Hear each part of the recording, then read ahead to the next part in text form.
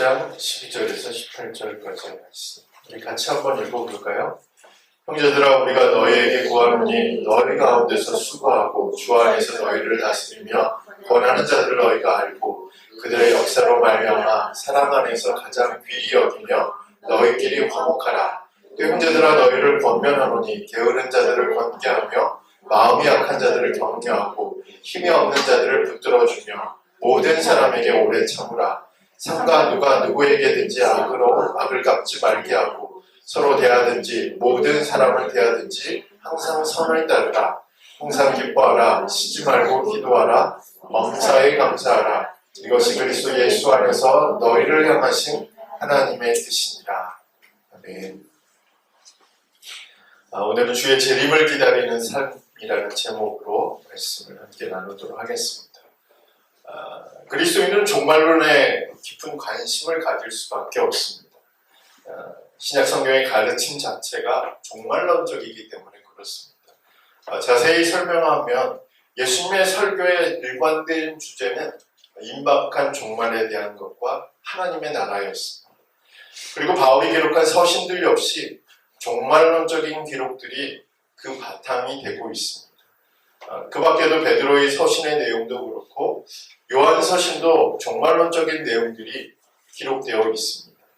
그래서 신약 성경에 이렇게 많은 종말론적인 내용들이 기록되어 있지만 그리스도인들은 성경에 기초한 종말론적인 삶의 초점을 맞춰야 합니다.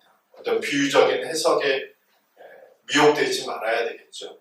그 이유는 이 비유적인 해석으로 인해서 일반적인 상식을 벗어난 비역사적이고 비윤리적인 그런 모습들이 나타나고 결국에는 복음의 역사를 가로막는 그런 결과를 가져오게 됩니다.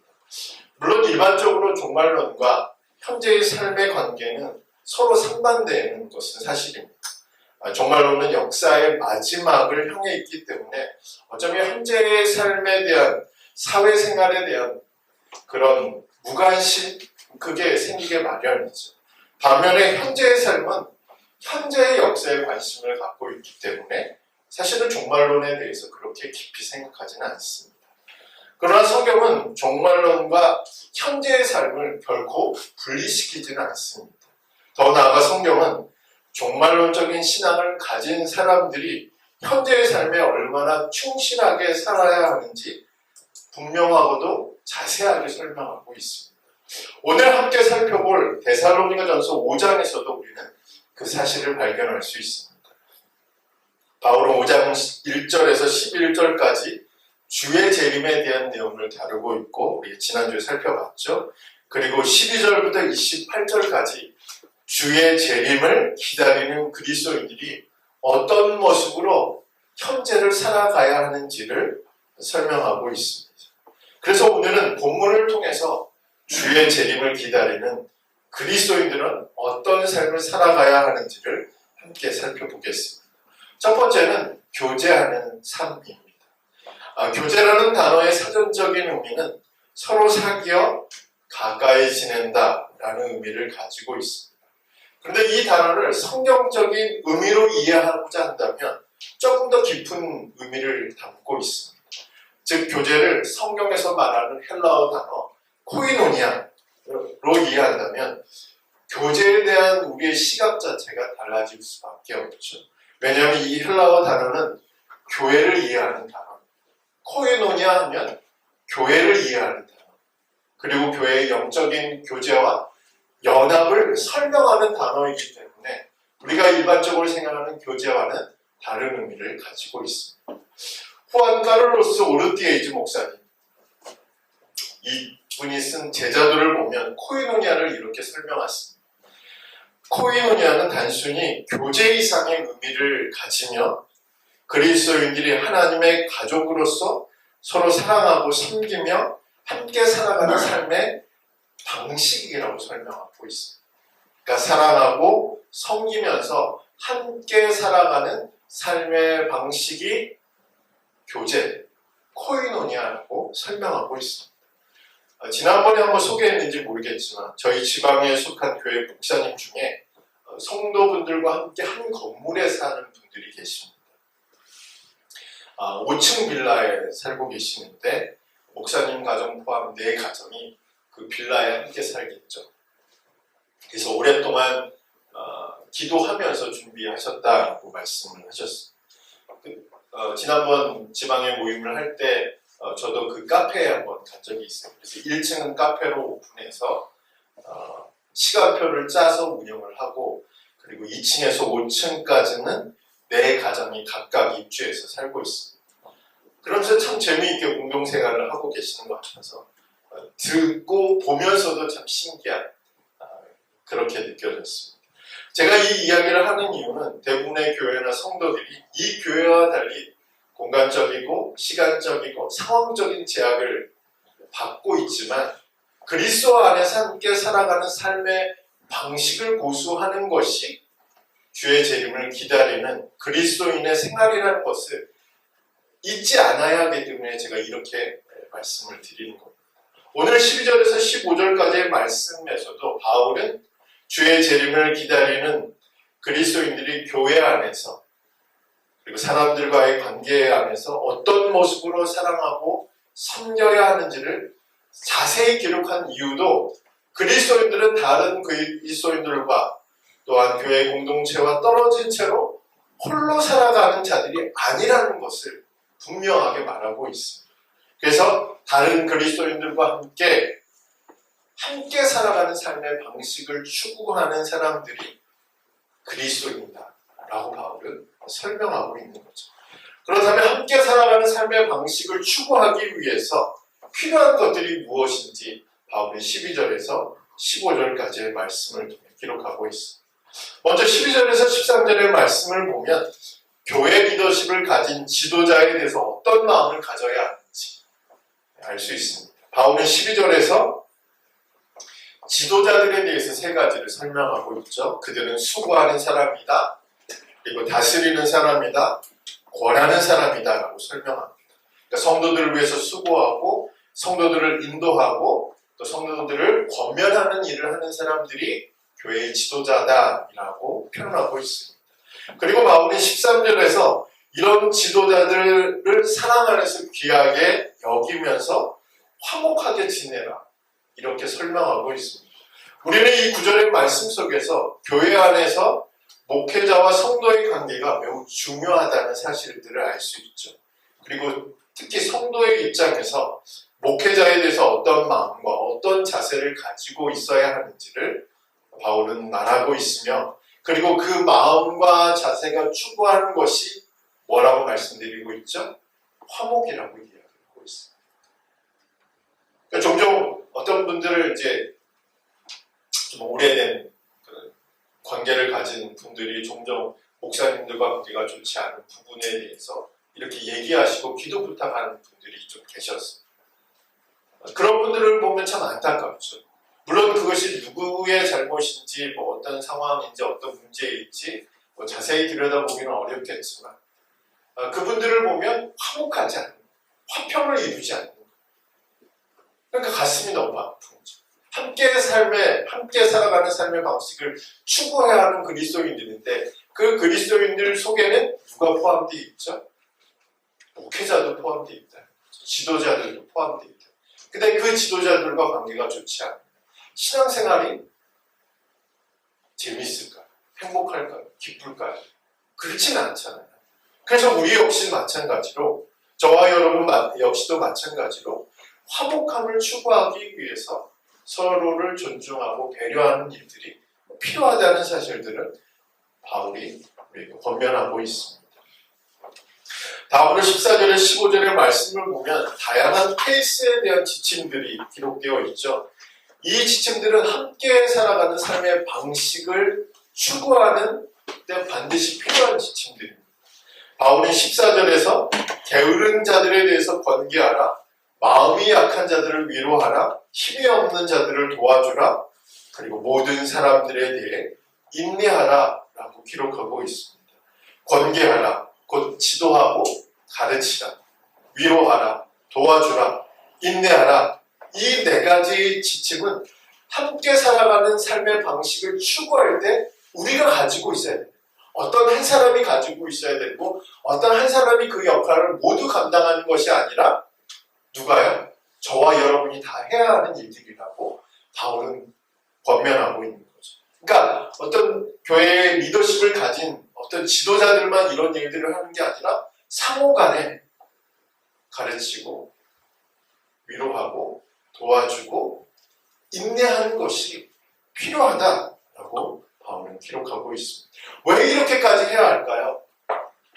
왜 우리는 세상의 방식이 아닌 세상의 방식은 뭐죠?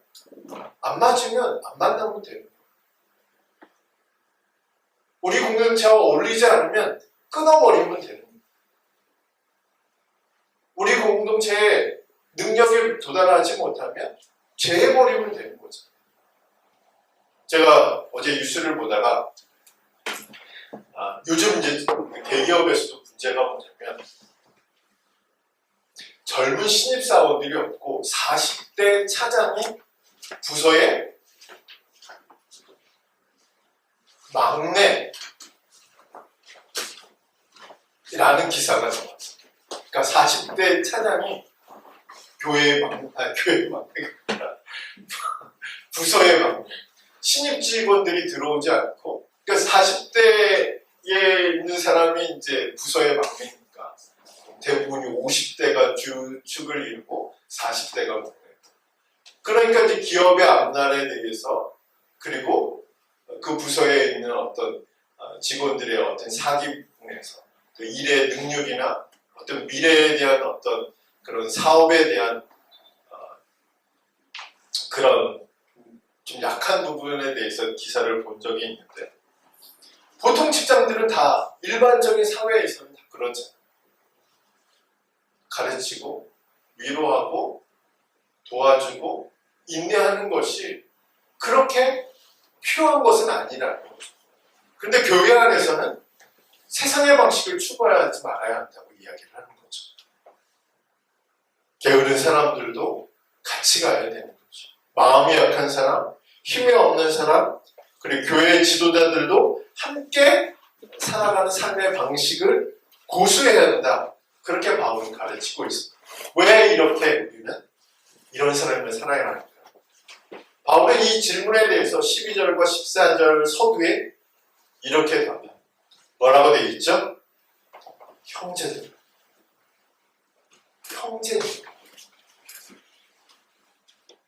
너희가 그리스도 안에서 한 형제입니다. 한 자매이니까 게으른 사람도 데리고 가고 힘이 없는 사람도 데리고 가고 도와줘야 하는 사람도 데리고 가고 참고 인내하는 사람도 함께 데리고 가야 하는 것이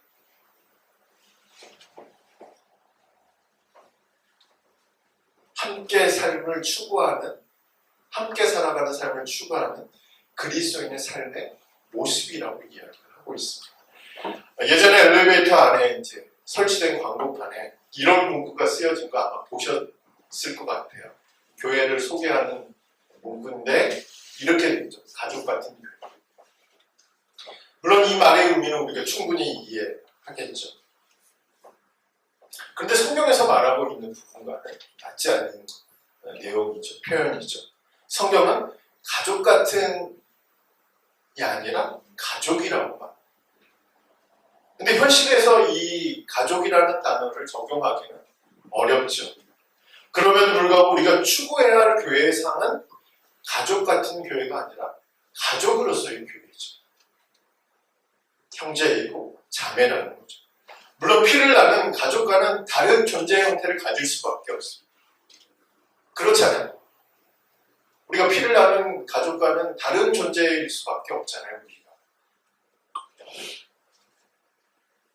그러나 14절에 기록된 대로 이 네 가지의 지침들을 우리가 가지고 있다면 교회는 하나님이 원하시는 새로운 가족의 형태를 가지고 세상 안에 존재할 수 있음을 우리는 알 수 있습니다. 그리고 바울은 이제 15절에서 함께 살아가는 삶의 방식을 추구하는 교회가 악을 행하는 이들에 대해서 어떤 자세가 필요한지를 기록하고 있습니다. 그것은 교회 안에서나 교회 밖에서나 동일하게 악을 악으로 갚지 말고 선으로 갚으라, 선을 따르라 라고 기록하고 있습니다. 누구를 위해서요? 그 자신을 위해서, 그리고 그 교회를 위해서. 근데 힘든 일이죠. 그러면 우리 자신을 위해서, 그리고 교회를 위해서 어떤 사람들이 우리에게 행한 그대로 갚지 말고 선으로 갚아주고 선을 따르라고 하는 것이 성경의 가르침이라는 겁니다. 그러나 세상의 관점은 좀 다르잖아요.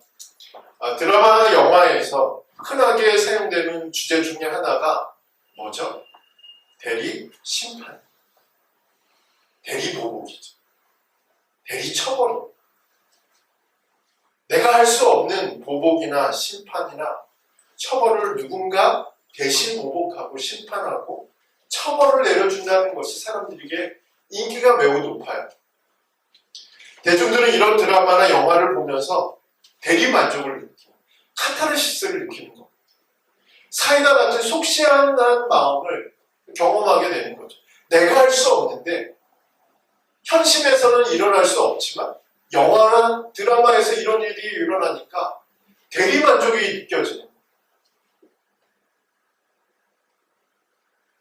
예전에 미국에 어떤 연쇄살인범이 있었는데 이 사람이 한 꽤 된 것 같아요. 몇십 년 된 이야기인데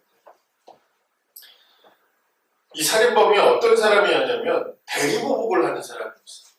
그러니까 착한 사람을 죽인 게 아니라 악한 사람들을 죽였어요. 그러니까 여러 명 죽인 거죠. 미국에서 있었던 일입니다. 그 사람을 따르는 사람이 몇 명인 줄 아셨어요? 들어보신 적 2만 명. 2만 명이 그 사람의 행위를 보고 만족한다라고 답을 했다는 사실이죠. 현재 이 드라마나 영화 역시 그런 부분들이 너무 많잖아요. 우리가 봐왔던 것처럼. 그런데 이런 드라마와 영화의 주제들이 사회의 시스템을 무너뜨리게 만드는 거죠. 어떤 사람은 만족을 느끼겠지만 사회를 이루고 있는 정말 필요한 시스템들이 무너질 수밖에 없는 거죠. 그리고 폭력적이고 무자비한 모방 범죄를 유도한다는 의미에서 나쁜 영향을 줄 수밖에 없다는 거죠. 당연히 기독교의 가르침과는 정반대의 가르침이죠. 문제는 그리스도인들 역시 이런 영향을 받지 않을 수 없다는 겁니다. 마치 지금의 이스라엘 국가처럼 선은 없고 오직 보복만 남아있는 것처럼 생각할 수 있는 것이 지금 현재의 문화의 영향을 받고 있는 우리의 모습일 수 있다라는 겁니다. 그런데 이런 국가, 이런 공동체, 이런 개인에게 거룩함이 존재할 수 있느냐라고 우리는 질문할 필요가 있는 거죠. 과연 거룩함이 존재할 수 있을까? 악으로 갚는 것, 그 안에 과연 평화가 존재할 수 있을까? 우리는 질문해 볼 필요가 있죠. 바울이 왜 그 자신을 위해서, 교회를 위해서 악으로 갚지 말고 선을 따르라고 권면하고 있을까? 그것은 그리스도인의 거룩함을 위해서죠. 그리스도인의 평안을 위해서. 더 나아가서 그 그리스도인이 속한 교회의 거룩함을 위해서. 그리고 그 교회의 평안을 위해서. 주의 재림을 기다리는 신앙은 어떤 신앙일까요? 함께 살아가는 삶의 방식을 추구하는 신앙입니다. 교회 지도자들과 화목한 관계를 이루는 신앙, 그리고 성도들에 대해서 우리 모두가 그 역할을 감당하는 겁니다. 성도들에 대해서 관계하고 위로하고 도와주고 인내하는 신앙이죠. 그리고 악을 행하는 자들에 대해서 선으로 갚을 수 있는 신앙이 함께 살아가고자 하는 삶의 방식을 추구하는 주의 재림을 기다리는 그리스도의 신앙, 이런 신앙이 저희 신앙이 되기를 주님의 이름으로 축복합니다. 자, 두 번째, 주의 재림을 기다리는 삶은 곧 하나님의 뜻을 이루는 삶입니다. 자, 교제를 이루는 삶이 신앙의 공적인 부분이라면 하나님의 뜻을 이루는 삶을 바울은 신앙의 사적인 부분이라고 기록하고 있습니다. 그러니까 바울은 12절에서 15절까지의 말씀 안에서 교회 안에서 그리스도인들이 가져야 상호 간의 책임에 대해서 기록하고 있다면 16절에서 18절까지의 말씀은 이제는 각각 그리스도인들을 향한 하나님의 뜻이 무엇인지에 대해서 기록하고 있습니다. 우리 16절에서 18절의 말씀을 함께 읽어보겠습니다. 16절, 18절 같이 읽겠습니다. 항상 기뻐하라, 쉬지 말고 기도하라, 범사에 감사하라. 이것이 그리스도 예수 안에서 너희를 향하신 하나님의 뜻이니라. 아멘. 자, 바울이 이 세 가지를 현재 명령형으로 사용하고 있는데 그 이유는 성도들이 계속적으로 명령을 실천해야 함을 말하기 위해서입니다. 그런데 이 세 가지의 명령 자체가 데살로니가 교인들에게는 어울리지 않는, 적당하지 않는 말씀이라는 것이죠. 그들은 지금 어떤 상황이죠? 핍박과 박해를 받는, 고난을 당하고 있는 상황입니다. 예배나 기도의 처소를 찾기가 어려운 상황입니다. 기뻐하고 싶어도, 기도하고 싶어도, 감사하고 싶어도 그럴 여력이 없는 사람들에게 바울은 항상 기뻐하라, 쉬지 말고 기도하라, 범사에 감사하라 라고 현재 명령어를 통해서 사용하고 있으며 더 하나, 줄을 더 하나 올려놨죠. 이것이 하나님의 뜻이라고. 적당하지 않은 상황인데, 어울리지 않는 상황인데 바울은 명령하고 있고 그 위에다가 100kg짜리 되는 줄을 하나 더 올려버렸어요. 이것이 하나님의 뜻. 그러니까 거부할 수 없도록 만들었죠. 자신들과는 거리가 먼 말씀처럼 느껴지는 상황에서 바울은 짐을 다 하나 더 올려놓은 겁니다. 근데 이 말씀은 이들뿐만 아니라 우리에게도 동일하게 그렇게 느껴지죠. 오늘 우리들은 이 말씀을 읽으면서 그래, 고개를 끄덕이면서 마음에 동의하면서 내가 이렇게 살아야지. 근데 사실은 이렇게 동의하고 수긍하는 것보다는 오히려 그 반대의 경우가 더 많죠. 더 나아가 이것이 마치 우리에게 무거운 짐처럼 느껴질 때가 있습니다. 그 이유는 무엇일까요? 우리 역시도 이 말씀이 저와 여러분에게 적당하지 않은 말씀처럼 느껴질 때가 너무 많은 것을 우리가 경험하기 때문에 그렇습니다. 하나님의 뜻인데다가 명령어라고 하니까 오히려 더 반발심을 가질 수 있는 그런 우리의 모습일 수도 있다는 거죠. 저 역시 이 본문의 말씀을 가지고 설교하는 건 역시 어렵잖아요, 사실. 그래서 이 말씀을 어떻게 정리해서 함께 나눌까라고 생각하다가 이 말씀을 역으로 좀 생각할 필요가 있다고 생각했습니다. 그것은 이 세 가지가 하나님의 뜻이라면 분명하게 그 뜻을 이룰 수 있도록 하나님이 역사하실 것이라는 믿음이라는 거죠. 즉 우리에게 항상 기뻐하라고 말씀하셨다면 우리가 이 말씀에 순종할 마음만 있다면 항상 기뻐할 수 있도록 우리의 외적인 환경과 상황 그리고 우리의 내면에서 기뻐할 조건들을 하나님 만들어 주실 것이라는 믿음이 우리 가운데 생길 것이라는 기대가 때문에 그렇습니다. 또한 우리가 쉬지 말고 기도하는 이 말씀에 순종할 마음만 있다면 우리가 쉬지 말고 기도할 수 있도록 우리의 마음에 끊임없이 기도의 동기를 부여하시고 또한 그렇게 기도할 수 있는 방법을 가르쳐 주실 것이라는 믿음. 마크 베터슨 목사님이 쓰신 기도의 원글이 포스터에 나와 있죠. 이 책을 가지고 저희가 40일간 기도의 훈련을 진행하고 있는데 우리 지난주에 우리가 읽어보았던 내용 중에 우연이라고 할 수는 없지만 쉬지 말고 기도하라는 말씀을 어떻게 적용할 수 있을까라는 주제를 가지고 다룬 내용들이 있었습니다. 그 중에 제가 인상 깊게 읽었던 부분들을 그대로 발췌해서 읽어드리면 다음과 같습니다. 당신이 언제나 근심 걱정이 많은 사람이라면 쉬지 않고 기도할 가능성이 아주 높은 사람이다. 그때는 모든 근심 걱정을 기도로 바꾸기만 하면 된다. 성령께서 당신의 걱정을 기도의 방아쇠로 삼아 그 생각을 구속해 주실 것이다. 걱정이 생기면 그것을 기도의 신호음으로 생각하라. 신호음이 울릴 때마다 그것을 위해서 기도하면 된다.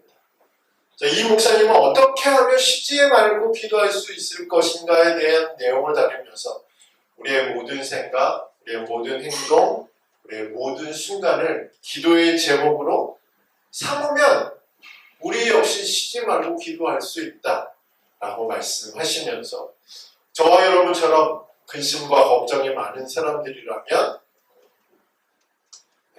저와 여러분처럼 더 가능성이 높다라고 말하고 있습니다. 우리가 이렇게만 기도할 수 있다면 쉬지 말고 기도하라는 이 말씀은 오늘 우리에게 주신 선물이자 우리의 피난처가 될 수 있다는 사실이죠. 그러니까 이 명령들을 우리가 역으로 생각하면 기뻐하라고 하셨으니까 기뻐할 조건들을 하나님이 주시겠지라고 믿는 거죠. 쉬지 말고 기도하라고 말씀하셨으면 쉬지 말고 기도할 수 있도록 우리의 마음에 동기를 부여하시고 또 우리에게 그런 환경을 허락하시고 또 기도의 유익, 또 기도의 응답, 또 기도의 역사, 기도함으로 얻게 되는 그런 안식과 평안을 경험하게 하실 것이라는 믿음이 생길 수 있다는 거죠. 마지막으로 범사에 감사하라는 말씀 역시 우리는 동일한 맥락에서 이해할 수 있습니다. 하나님이 모든 일에 감사하라고 말씀하셨다면 분명 우리에게 감사할 제목이 있지 않겠습니까? 우리가 발견하지 못한, 깨닫지 못한 감사의 제목들이 있지 않겠습니까? 물론 찾아도 찾지 못하는 경우가 있고 상황들이 있을 수 있습니다. 또한 기뻐할 수도 없고 기도하고 싶지 않은 상태일 수도 있죠. 그때 우리가 기억해야 하는 것은 그리스도 예수입니다. 그리스도 예수가 이루신 구원의 놀라운 사건이 우리가 생각하는 기쁨의 조건들이 있잖아요.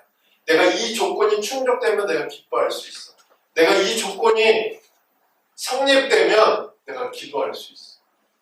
내가 생각했던 이 조건들이 만족이 되면 나는 감사할 수 있어. 라고 생각하는 그 생각을 뒤엎을 수 있는 조건이 누구를 통해서 이루어졌다라고 성경 기록하고 있죠? 그리스도 예수 안에서 성립되었다고 말하고 있다는 사실이죠. 그래서 바울은 항상 기뻐하라, 쉬지 말고 기도하라, 범사에 감사하라 그러면서 그리스도 예수 안에서 이 단어를 넣은 이유가 바로 거기에 있는 거죠. 우리가 생각하는 조건이 성립되지 않아도 그리스도 예수 안에서 성립된 조건들이 우리가 생각하는 조건들보다 더 높은 조건들이었기 때문에 우리는 기뻐할 수 없는 상황이라도 기도할 수 없는 환경이라도 감사할 수 없는 그런 현실 속에서도 기뻐할 수 있고 누구 때문에? 예수님. 누구 때문에? 예수님으로. 예수님이 이루신 그 구원의 역사로 말미암아 기도할 수 있고 감사할 수 있다. 중요한 것은 우리가 이 사실을 믿는 것. 우리가 원하는 어떤 조건이 부족해도 그리스도 예수가 이루신 그 일들로 인해서 우리는 그 조건이 성립될 수 있다라는 사실들을 믿는 믿음이 우리 가운데 필요하다는 사실이죠. 바울은 그리스도 예수 안에서 기뻐하고 기도하고 감사하는 것이 우리를 사랑하시는 하나님의 분명한 뜻이라고 기록하고 있고 이런 삶이 주의 재림을 기다리는 삶이라고 분명하게 말하고 있습니다. 오늘 우리는 주님을 기다리는 사람들의 삶이 어떤 모습이어야 하는지에 대해서 살펴보았습니다. 첫 번째는 뭐라고 말씀드렸죠? 교제하는 삶. 다시 말해서 함께 살아가는 삶의 방식을 고수하는, 추구하는 삶에 대해서 말씀드렸습니다. 두 번째는 하나님의 뜻을 이루는 삶이죠. 그리고 그 비결은 예수 그리스도. 우리 데살로니가전서 5장 마지막 부분들은 다음 주 야외 예배에서 이렇게 살펴보고 데살로니가전서를 마치도록 하겠습니다. 우리 함께 찬양하겠습니다.